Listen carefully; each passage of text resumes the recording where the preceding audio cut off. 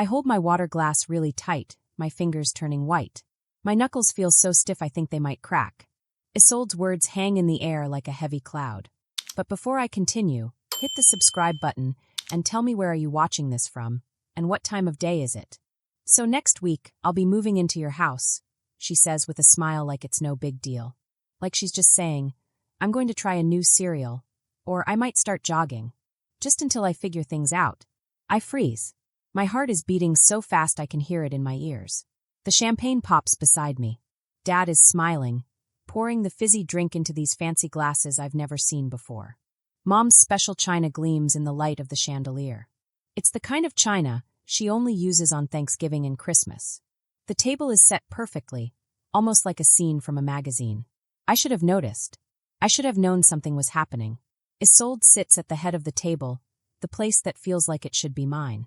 The fancy glasses, the shining silverware, the perfect arrangement of plates and napkins. All of it tells me this is no normal Sunday dinner. This is an ambush. I've already started packing, Isolde says, taking a glass from Dad politely. She doesn't look nervous at all.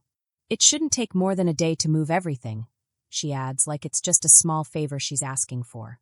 My parents exchange happy glances. Their smiles are so bright, I can almost see them reflecting in the champagne. They nod as if this plan is the most normal, reasonable thing in the world. Like my answer doesn't matter. Like I'm just a small obstacle to their perfectly laid-out plan. Dad raises his glass. To new beginnings, he says. Everyone lifts their glasses except me. The boxes in the garage suddenly make sense. 3 days ago, I saw them stacked neatly against the wall. Big plastic tubs labeled Isolde's winter clothes and Isolde's books. When I asked Isolde about them, she said they were just temporary. Just until I find more space, she said. I should have known. Just like I should have known when I asked my parents about paying Isolde's rent for the 3rd time this year. She's going through a rough patch, Mom said, waving it off like it was nothing. That's what family does. We help each other. I remember overhearing Mom on the phone last week. I wasn't supposed to, but I was waiting in the kitchen. I could hear every word. Avelini is so lonely in that big house, she said to Aunt Callista. She needs her sister's company. Perfect timing, really. Perfect for them. As if my life exists only to fix Isolde's problems. I set my water glass down carefully, reaching for my purse on the floor beside me. My hands are trembling, not because I'm nervous, but because I'm angry enough to feel it deep in my chest. Why do you look so serious? Isolde laughs, her eyes darting to our parents for just a second. This is good news for both of us, she says. You get company and I save on rent. My fingers close around the manila envelope I brought with me. I had almost left it in the car, thinking tonight wasn't the right time. But there is no right time with my family. There is only their time, their plans, their expectations. I take a deep breath, trying to steady myself, and I place the envelope on the table. Actually, I say, my voice calmer than I feel. I have news too. My parents' faces change instantly. Mom's smile falters.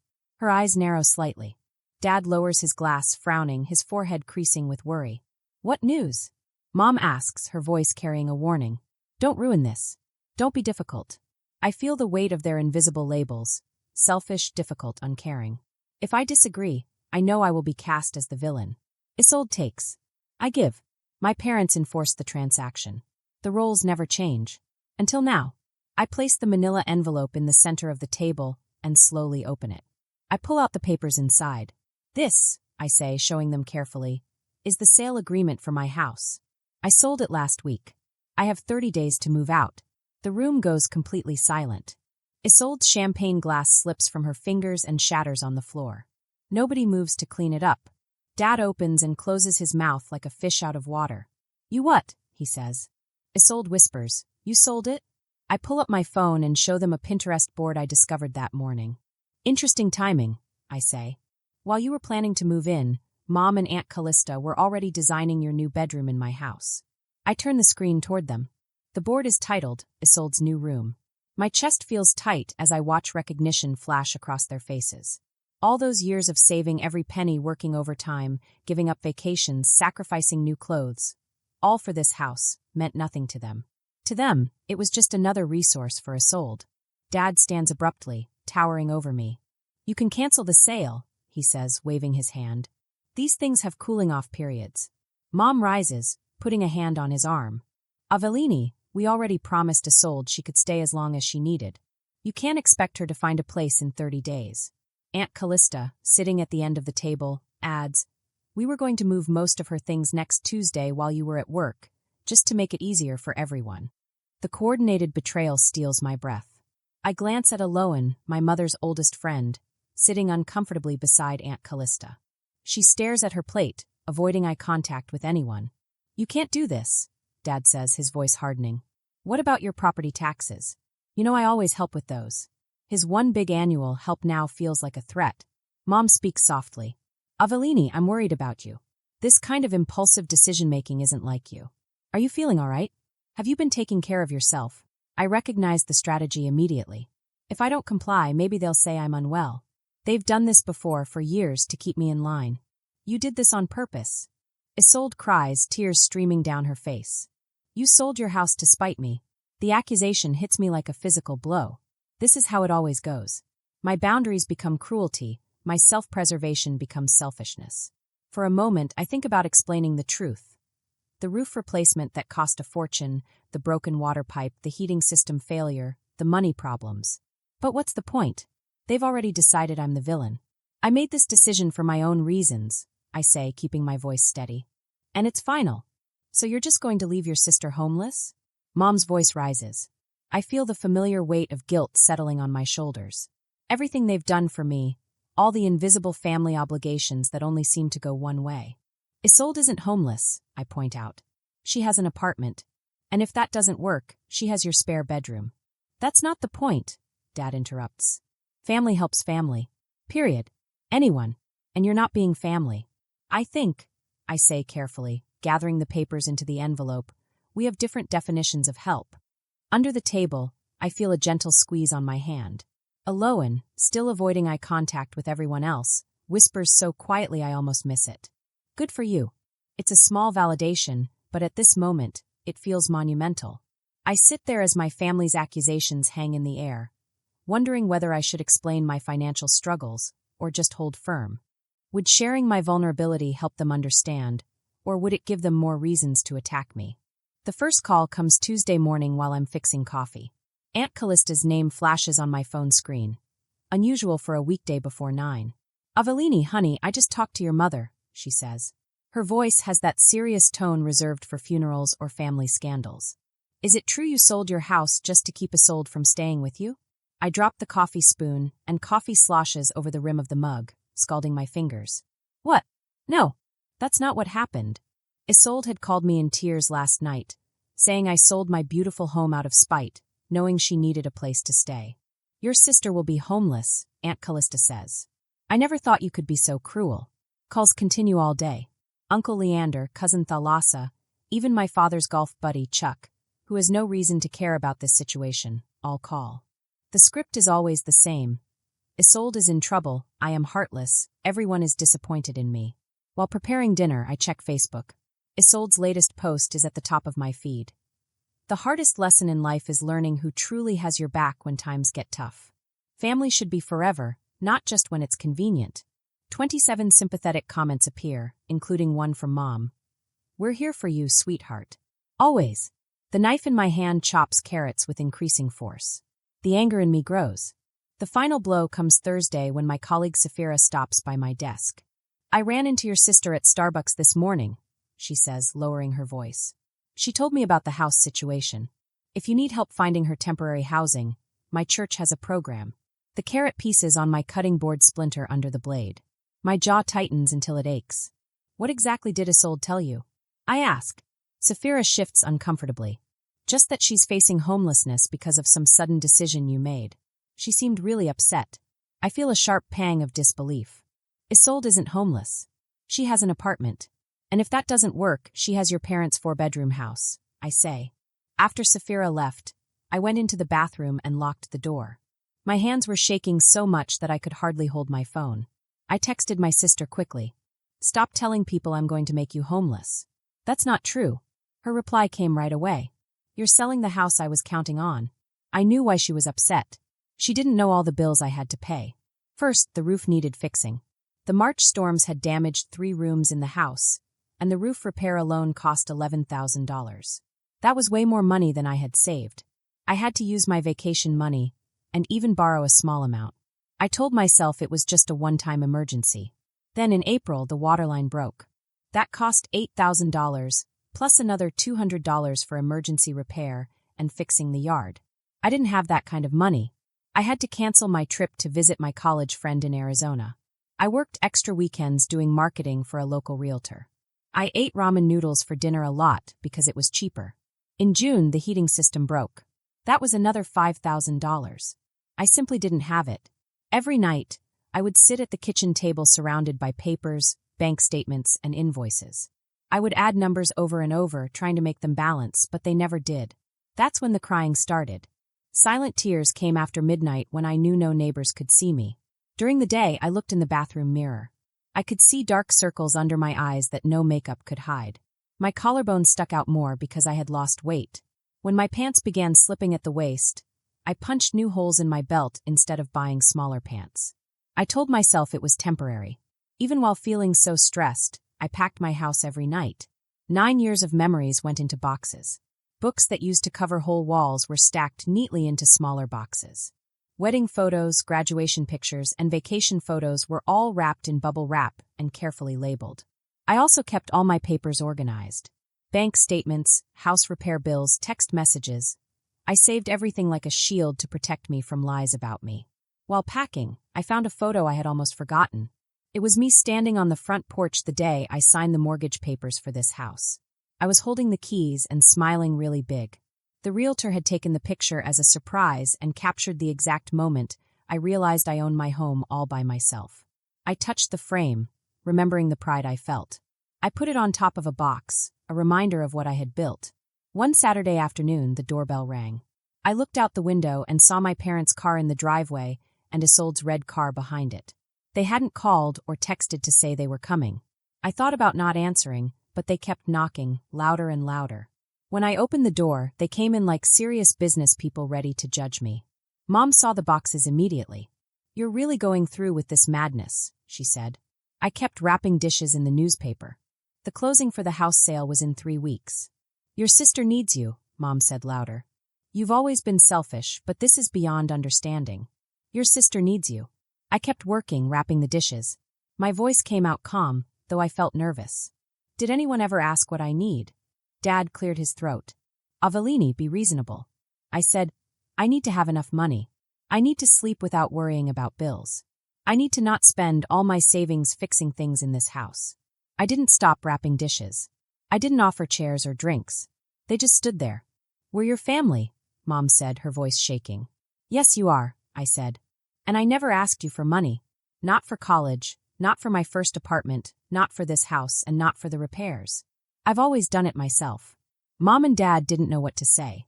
Isolde looked at the floor. Dad looked at the ceiling like it was suddenly very interesting. I realized I didn't need their approval anymore. I had spent so many years wanting them to understand me, but now I felt stronger. When I stood up, I noticed I was taller. My shoulders were back, and I looked them in the eye instead of down. It felt different, but right. That evening, Aloan came with Thai food and 2 bottles of wine. She helped me pack photo albums while telling stories about her own sister. "Sometimes family fights are hard to fix," she said, "but breaking old patterns is necessary." On Monday, my colleague Cashin texted me. "Need help moving? I have a truck and a strong back. Just say when." Zinnia, my financial advisor, emailed me too. My application for a townhouse was approved. Moving there would reduce my housing costs by 42%. It was a smart decision for my money. That night, I spread out all my financial papers on the dining table: bank statements, repair bills, property taxes, retirement account withdrawals. Everything was organized. Tomorrow, when my family came, I would show them the facts. The sales agreement even let me stay in the house for 30 days after closing, so I had some breathing room. Tuesday evening, the doorbell rang.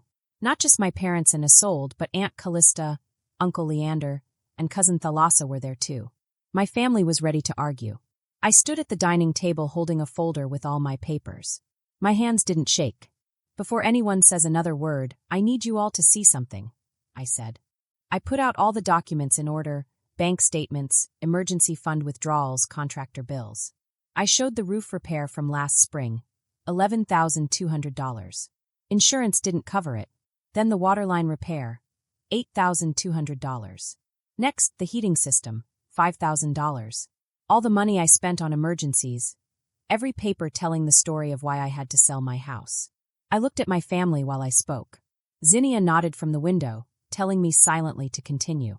My emergency fund is gone, I said, showing the bank statement.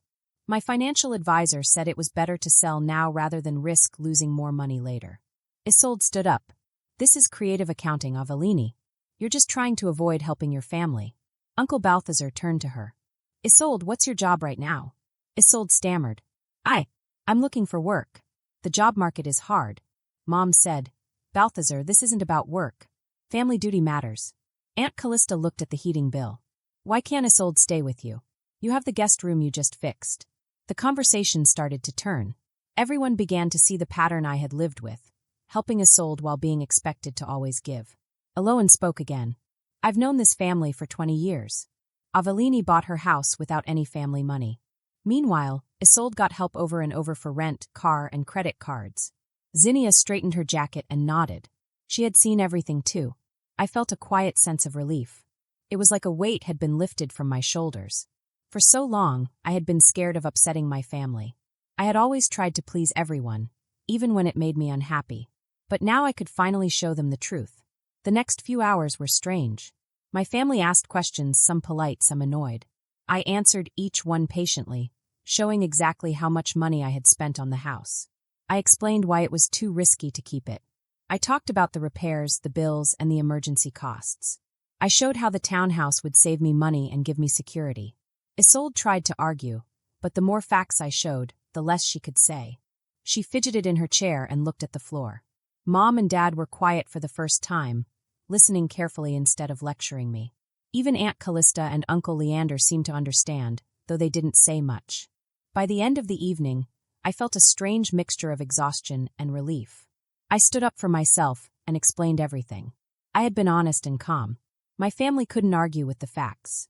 I had finally shown them who I really was and what I had done to protect myself. Eloane stayed late, helping me finish packing a few more boxes. We laughed quietly about silly things that happened when we were younger, sharing small stories that made me feel safe and supported. Cashin came by the next day with his truck, and we packed even more boxes together. Zinnia stopped by as well, checking the final numbers and making sure everything was ready for the move. Even though I was selling the house, I felt a sense of pride. I had managed it all on my own. I had paid for everything without asking for help, and now I had proof. I had my papers, my invoices, and my statements. I had people around me who cared about what I needed, not just what they wanted from me. The closing day came quickly. I signed the papers, handed over the keys, and knew that I had done the right thing. The townhouse was ready, and I would have more financial stability, more peace, and more freedom. Even Isolde seemed to change a little. She didn't smile, but she didn't argue either. My parents stayed quiet, not because they didn't care, but because they finally seemed to understand that I had made a smart and responsible choice. Aunt Callista and Uncle Leander gave small nods of approval. Eloane and Zinnia smiled at me, proud of what I had done. As I walked out of my old house for the last time, I looked at the framed photo of me holding the keys. I touched it gently. I had built this house with my own hands, paid for it with my own money, and even though I was leaving it, I knew I had done something incredible. I realized that I didn't need my family's approval anymore. I didn't need anyone to tell me I was good enough. I had proven it to myself. I had faced every problem, every emergency, and every fear, and I had come out stronger. In the weeks that followed, I settled into my new townhouse. I unpacked slowly, placing each item carefully, making it feel like home. I set up my desk with all my papers organized, just like before, but now I felt a sense of calm instead of stress. I had learned that it was okay to put myself first, that it was okay to say no, and that it was okay to protect my own well-being. Sometimes I still think about the old house. I remembered the tears, the nights of worry, and the heavy burden of keeping everyone happy. But now those memories are mixed with pride and strength. I knew I had done everything I could to take care of myself and make the right choices. Life was still busy. I had work, bills, and new responsibilities. But for the first time in a long time, I felt in control. I had people who supported me, not people who demanded things from me. I had learned that asking for help from the right people was not a weakness. It was smart. And I had learned that standing up for myself, even when it was scary, was the most important thing I could do. I looked around my new townhouse one evening, smiling quietly to myself. The walls were empty now, but soon they would hold pictures and memories of a new life I was building. I had made it through so much, and now I had the chance to start fresh, stronger and wiser. I felt safe. I felt proud. And for the first time in a long time, I felt at peace. As Avellini's money helper, I know something very important. When someone always gives another person money or fixes their problems, it can hurt both people. The one who keeps giving may run out of money, and the person who keeps getting help never learns how to do things on their own. That can make life very hard for both of them. Cashin, who had been sitting quietly, leans forward in his chair. My brother lived with our parents until he was 42 years old, he says softly. They paid all his bills. They made his doctor appointments. They solved his problems for him. When they passed away, he had no idea how to do anything by himself. He didn't know how to pay bills or even manage a house. He lost their house in less than a year because he never learned how to take care of money. Sometimes the nicest thing you can do for someone is to stop always saving them. I look around the room. Everyone is quiet. The words hang in the air, and I can see they are thinking about them. Uncle Balthazar finally breaks the silence. Avellini, why didn't you tell us about your money problems sooner? He asks kindly but firmly. I freeze. The question surprises me. Should I keep my problems private, like I always have, because I don't want anyone to think I'm weak? Or should I open up to some family members and let them see the truth, so they could actually help me in a good way? My heart beats fast. I don't know what to do. Before I can answer, my dad looks down at the floor. I have never seen him sit quietly in a family talk. He usually talks a lot and tries to control the conversation. But now he just sits still. My mom's stiff shoulders slowly relax. Her hands, which were once clenched tightly in her lap, now rest open on the table. She looks calmer, softer. Isolde suddenly jumps up, grabbing her purse. This is ridiculous, she says angrily. You're all acting like I'm a parasite. Avellini always has the perfect house, the perfect job, and everyone praises her while no one looks at how hard things have been for me. No one speaks up to defend me. The unfairness makes my blood boil. Isolde storms toward the door. The door slams behind her, making a loud, echoing sound. We all jump slightly at the noise. Uncle Balthazar waits for the echo to fade before speaking again. I think it's time we have a family money talk for everyone, he says. He looks at my parents and Isolde. His voice is calm, but it carries authority. My mom's eyes are shiny with tears. But this time, the tears don't feel like weapons being used against me. My dad reaches over and takes her hand, and though he doesn't say anything, his quiet presence seems to mean he is thinking carefully. For the first time in a long, long time, I don't feel like I am the one who has done something wrong. I take the last of my kitchen glasses and carefully wrap them in newspaper before putting them into a box.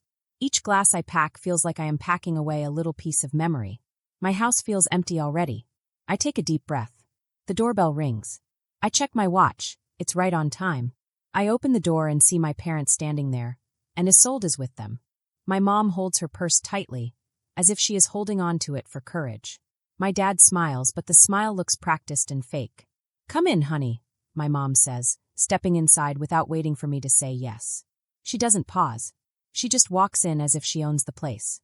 We've been talking, my dad says in his usual cheerful voice, and we think we found the perfect solution. Isolde walks in behind them, looking around at my half-packed living room.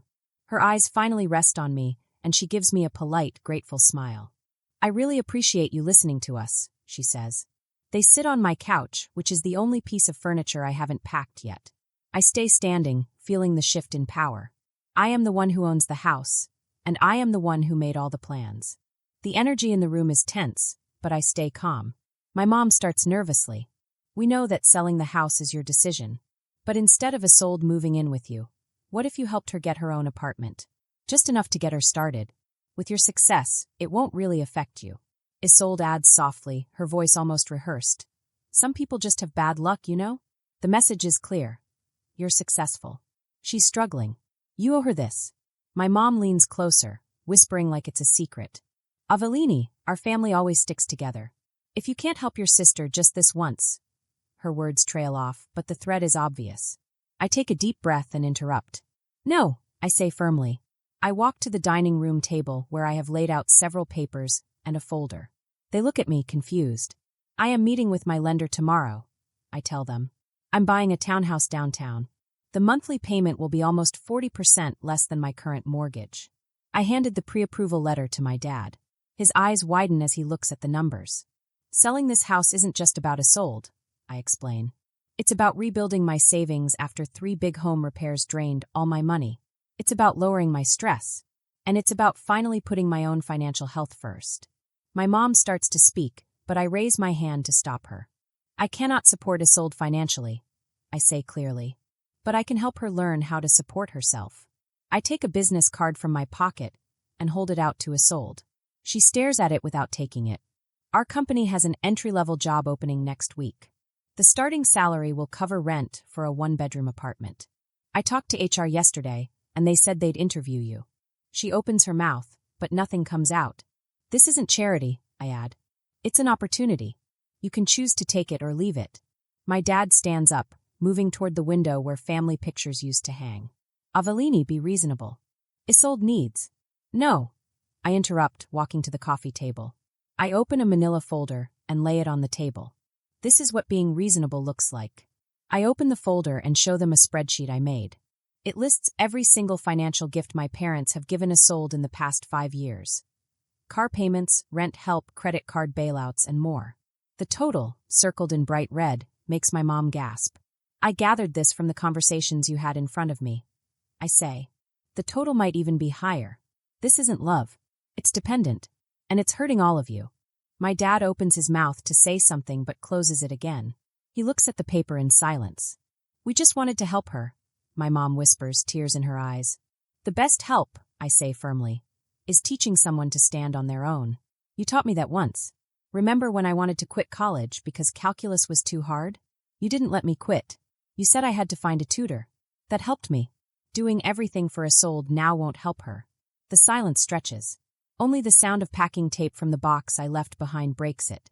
Finally, my dad puts his arm around my mom's shoulders. We should go, he says quietly. They walk to the door. My mom doesn't look at me. Isolde hesitates. She turns to leave, but I catch her slipping the business card into her purse when she thinks I'm not looking. I stand in my half-empty living room, listening to the car drive away. The house feels different. It doesn't feel hollow. It feels open and calm.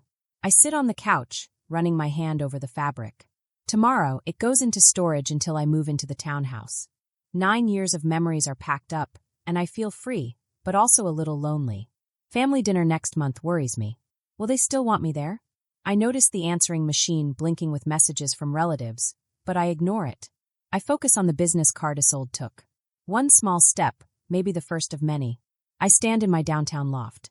The space is big, and sunlight streams through the windows, warming the wooden floors under my bare feet. 3 months ago, this place felt strange, like I didn't really choose it. Now it feels like home. I open my money app and check my budget. My mortgage payment is in green. It's 30% less than before.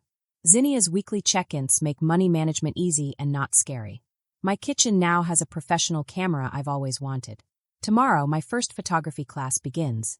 I touch the camera. For the first time, I feel like I can create things, not just survive. My phone buzzes. Sunday dinner at my parents'. I feel a little nervous, but I take a deep breath and consciously relax my shoulders. This time, I go to their house carrying a bottle of wine, not a tension headache. My dad hugs me. Avellini, come see what your sister brought, he says. In the dining room, Isolde has arranged flowers in a small vase. She smiles at me, her smile reaching her eyes. They gave me my first business cards today, she says proudly. I notice she is not defensive or angry. She is proud of herself. I notice something else. My mom asks Isolde questions, not comparing us or being unfair. My dad asks thoughtful questions to both of us, not just praising Isolde. I feel amazed at the new balance in the family. 1 week later, Aloan raises her glass at my loft. To homes that keep us safe and boundaries that protect us, she says. Around my table sit Cashin, Zinnia, Uncle Balthazar, me, and even Isolde. Aloan shows a frame with 2 photos, me getting my first house 9 years ago, and me holding the keys to my townhouse now. 2 brave beginnings, Aloan says softly. 2 very different women, I add, looking at Isolde. I notice how much we've changed. The next weekend, Isolde and I sit at my kitchen table with calculators and spreadsheets. If I put away 15% of each paycheck, I could have the first and last month's rent by January, she says, biting her lip and thinking hard. Our parents sit quietly on the sofa, watching. We should have done this years ago, my mom whispers. We thought we were helping, but we were hurting you both in different ways. I watch Isolde work on her budget, determined. I realize how important it is to help people in ways that let them grow. Giving someone everything doesn't teach them anything. Sometimes, to truly help someone, you must let them learn to stand on their own. Life is about balance. Sometimes love means letting people struggle a little, so they can grow strong. Sometimes love means setting boundaries. And sometimes the hardest lessons are the ones that make us better, stronger, and more independent.